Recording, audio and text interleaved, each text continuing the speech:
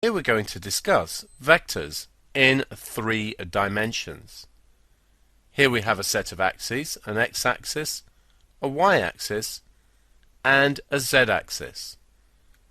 These are all at right angles to each other.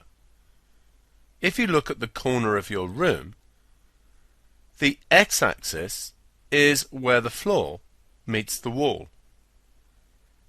The y-axis is where the floor meets the wall in the other direction, and the z-axis is where the two walls meet.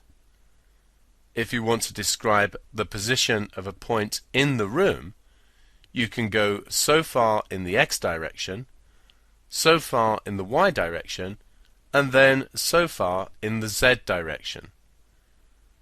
This will describe the position of the point. So you can find coordinates in 3 dimensions, or you could describe vectors in 3 dimensions. We already have that I is a unit vector, a vector of length 1, in the x direction. We also know that j is a unit vector in the y direction. We now introduce k, which is a unit vector in the z direction. Let's now consider a position or a point in 3D space. Consider a point in your room. This point may be 3 meters in the x direction, 4 in the y, and 2 in the z.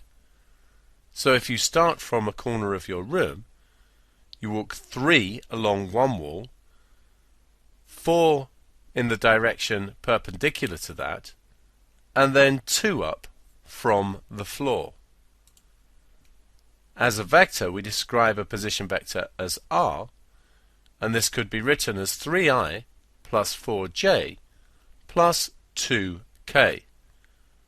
Remember the definition of I, j, and k. We can also write this as a column vector as 3, 4, 2. In many ways, the column vector, being more compact, is easier to work with.